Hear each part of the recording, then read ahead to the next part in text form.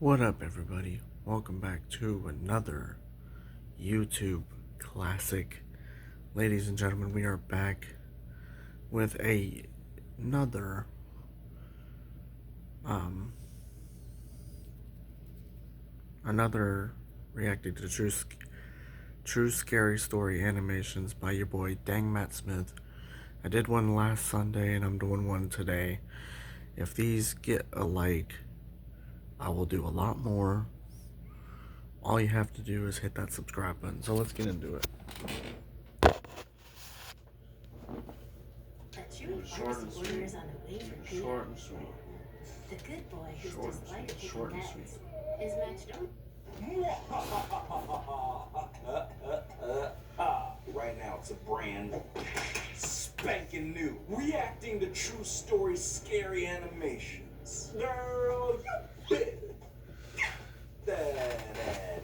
If you like these videos, then please just do it now. Click the subscribe button and smack the like button. Now this is not a drill. You know what to do. Get your blankets, turn off the lights, go to the kitchen, grab the snacks. It's okay, you can go ahead and do it now. Get the chips and the candy and get all the cookies, yeah. I'm talking juice. We need soda, we need water.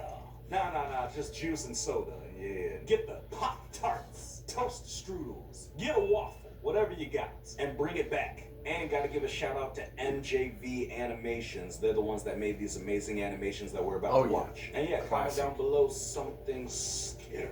You can put gorillas, you can put zombies, or you can put your mama. Let me know. Woo, I'm nervous, but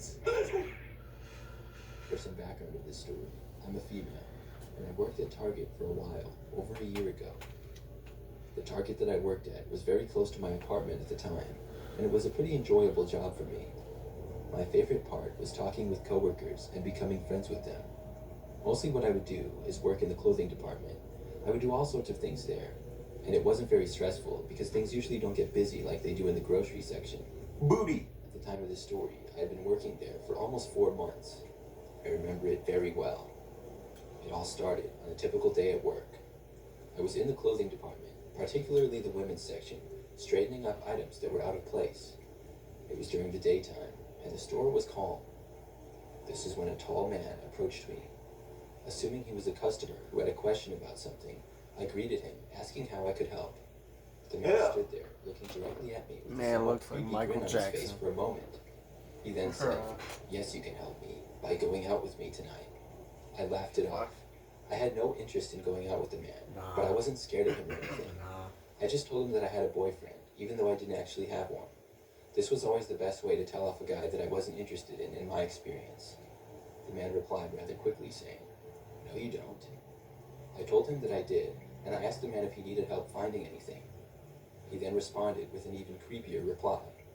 "Yes, directions to your house." I laughed off this remark as well. I was just hoping that the man was joking around, because this was getting really weird. After he said that, I told him that I had a lot of work to do, and I told him to have a good day. Then I started making my way to another section of the large clothing department that we had. The clothing area was practically big enough to get lost in.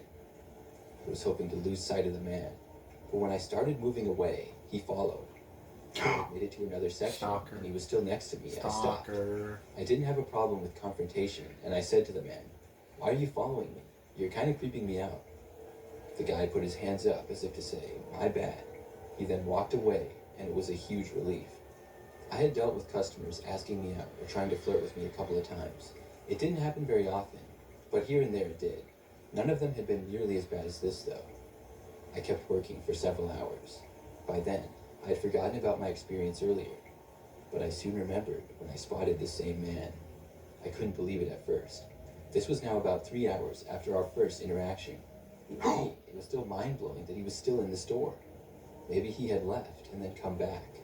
Either way, it was strange, and it was now a bigger concern for me. Sure. Because shortly after I had spotted him, I saw him look over at me and then look quickly away. The man was sort of far away too. It looked like he was almost hiding from me. He stood, mostly covered by a rack of clothing, staring in my direction. Dude, I moved slightly and kept working, to which the man moved slightly as well to keep looking at me. He stopped and sighed. This was really annoying now. I walked away, leaving what I was doing. I moved to a whole nother section of the store, far away from that one. There, I didn't really have any work to do, but I just wanted to get that man off of me. I was now in the grocery area, and I was there for about a minute before spotting the man again. He was walking into the area, and he saw me for a split second, and then disappeared into a nearby aisle. How'd he move that At quick? this point, I decided to take my break. I had one that I could take at any time, and I was planning to after I had finished the work that I was doing in the clothing department. But seeing as this creep was back and still following me around, I decided to just take my break now. I radioed in on my walkie-talkie to let my supervisor know I would be taking my break. Then I headed towards the front end of the store. Our break room was through doors at the front, and I walked in there. When I got inside the break room, I thought back to the crazy situation. Did that man seriously think he was being slick? Yeah. I spotted him twice, and it was like he thought I couldn't see him. I just hoped that he would notice I was not there anymore and then leave. I'm not going to lie. I took a little bit of extra time on my break. I was pretty concerned to return back out and see the man again. If I did see him, I was going to have to tell a coworker or our security team. I didn't want to have to do that, but I would if it was necessary. When I went back out, though, I didn't notice the man anywhere. I went back to work in the clothing department, but was much more alert and constantly looking around. I didn't see the guy for the rest of my shift that night, which was about 2 more hours. I was really happy about this. But still, I thought possibly he was still there looking at me somewhere and had just gotten better about hiding. At the end of the day, though, I don't think he was. I left work and went home, not seeing the guy at all. Soon, I forgot all about him. I worked several more times that week, mostly my usual shifts. One night, the very next week, I found myself working on a quiet evening. I was almost done, and it was past the busy amount of customers that we would usually get between 4 p.m. and 7 p.m. I was doing my usual work of organizing a section of the clothing department. That's when I got a call on my walkie. Somebody radioed asking for me, and I radioed back telling them to go ahead. I wasn't quite sure who had said it, but that wasn't uncommon. A big store like Target has so many employees. Plus, there are always new people. A handful of my coworkers, I could instantly recognize their voices over the walkie-talkie, but many of them I could not. After telling them to go ahead, they asked me to go to Channel 3. This is how we would communicate without other employees hearing us. It was used for more descriptive details or directions on what we were supposed to do. Why is Ultima balanced daily hydration? Alright. I think I've seen this one before, but it's been a minute. These are good though. Subscribe to the channel. You'll definitely get different ones. After turning to 3, I told them to go ahead again. That's when I was told that I was needed in receiving and to help with something quick. I told them that I was on my way and began walking over. Receiving was the back room of the store, basically. I wouldn't work back there a lot, but I had helped with things there several times in the past. It took me a few minutes to walk all the way back there, and when I had made it, I exited the store into the back. Things were very quiet out there. I had expected to see someone there waiting for me. I turned my walkie to Channel 3 again and said that I was in receiving. Nobody said anything. I heard my voice echo onto somebody else's walkie nearby. Someone called out, asking where they were, but I didn't get a response. I walked closer to the voice, which was near one of the doors leading to outside. I noticed that it was open, and I could see outside into the night. That's when I saw the man again. He stepped out from behind a shelf back there. Run! I couldn't believe he was here. "That was you on the walkie, wasn't it?" I said to him. The man just started walking towards me. Oh my god. I backed away as he got closer. I looked at how much taller he was than me. If he tried to grab me, it would be difficult to get away.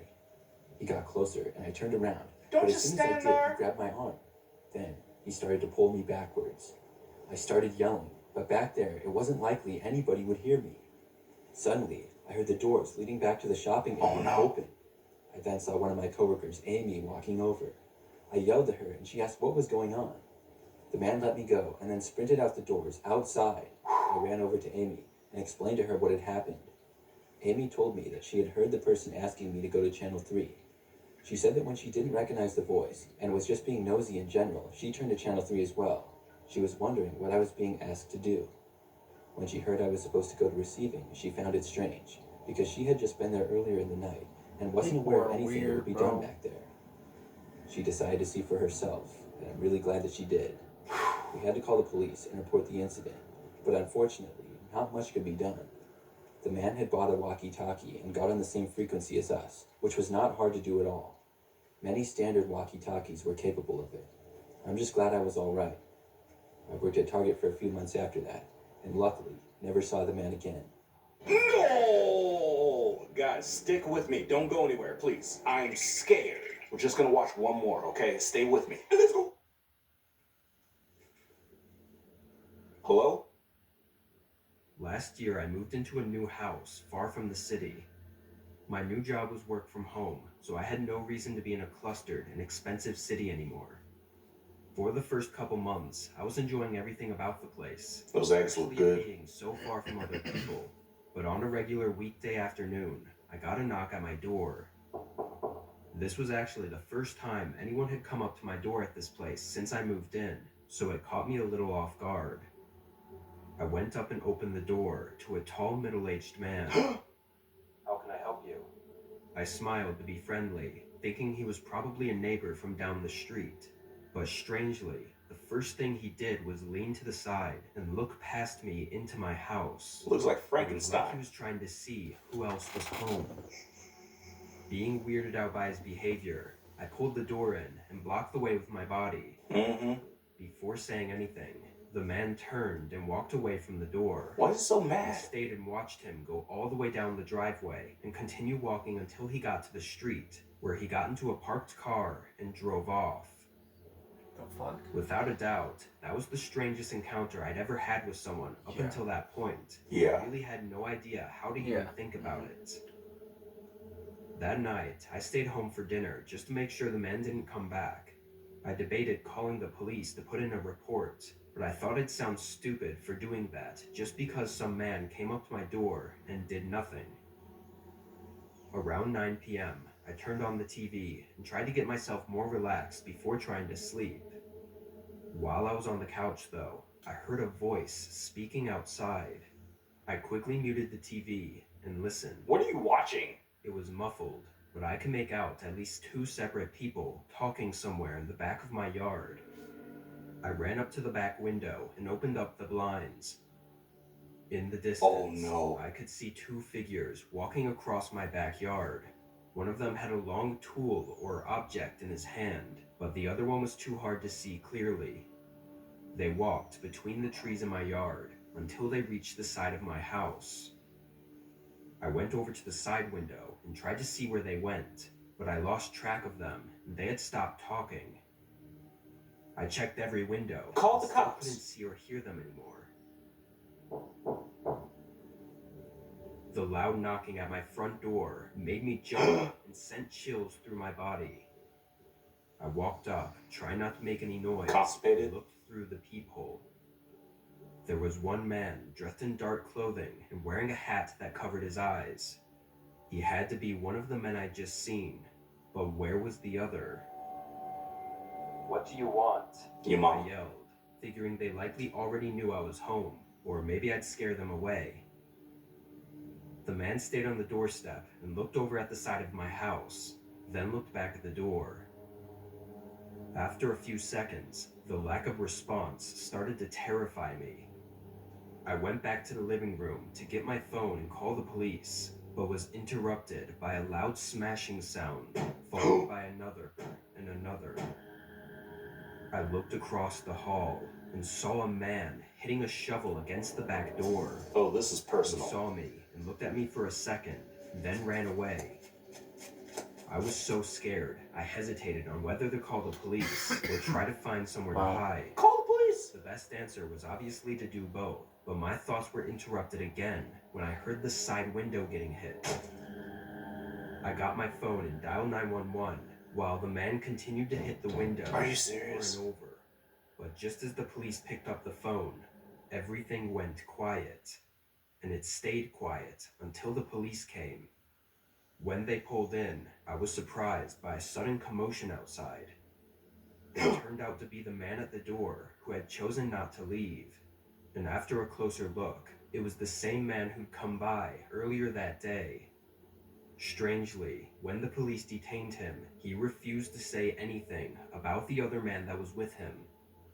He denied everything over and over, even though there were clear cracks and dents in the doors and windows. Ugh. It was frustrating to listen to, and even weeks later, the man still refused to detail why he had come by my house twice that day, or who the other man was. Everything remains so unanswered that it still creeps me out to this day. Why was the man trying to break in so bad? And what purpose did the man at my doorstep serve to aid in the break? Alright, guys. I'm gonna end the video here. I hope you all enjoyed. I love you guys. Peace.